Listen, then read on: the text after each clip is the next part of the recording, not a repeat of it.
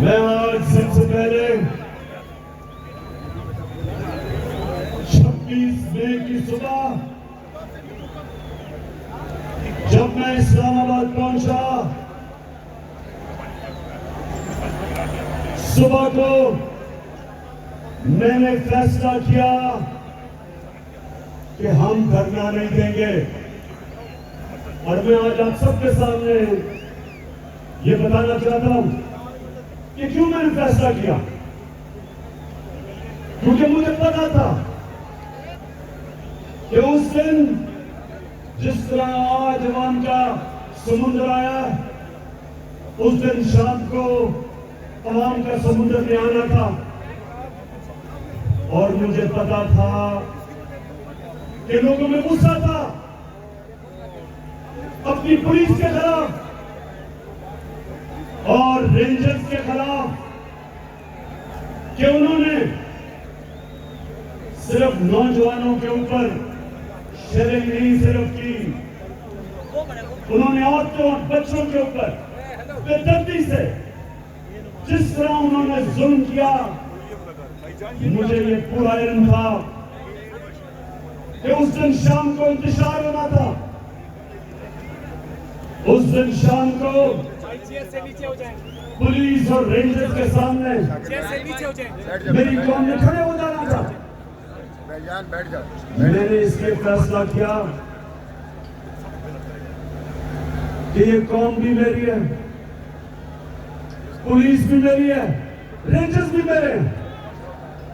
मैं अपनी कौम में इंतशार नहीं फैलाना चाहता। मैं तो सिर्फ एक मकसद के लिए निकला हूं कि इम्पोर्टेड हुकूमत नामंजूर। मेरा मकसद सिर्फ निकले का एक है कि एक अमरीकी साजिश के तहत यहां के मीर जाफर और मीर सादिक ने मिलके इन्होंने साजिश की, एक 22 करोड़ अवाम की इलेक्टेड हुकूमत को हटाया। और उसके बाद इस मुल्क के बड़े बड़े डाकुओं को हमारे ऊपर मुसल्लत किया। मैं तो सिर्फ एक वजह से निकला था कि मैं पैगाम देना चाहता था सबको, सारे इदारों को, कि कौम किधर खड़ी है, कौम क्या चाहती है और कौम किसी सूरत इन डाकुओं को तस्लीम नहीं करेगी। मैं तो इसलिए निकला था। मैं तो अपने मुल्क के इदारों के खिलाफ जंग लड़ने नहीं निकला। मैं अपने मुल्क का नुकसान कराने नहीं निकला था। तो ये सारे जो इम्पोर्टेड हुकूमत के लोग हो, सब कान खोल के सुन लो। मुझे पता तुम्हारी कोशिश क्या है। तुम चाहते हो कि हम अपनी फौज से लड़ पड़े। तुम ये चाहते हो कि हम अपनी फौज और अपनी अदलिया के सामने खड़े हो जाए। कान खोल के सुन लो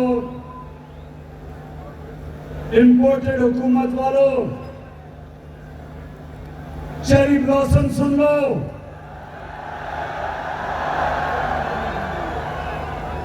आसिफ जरदारी मुल्क की बीमारी सुन लो, फजलुर रहमान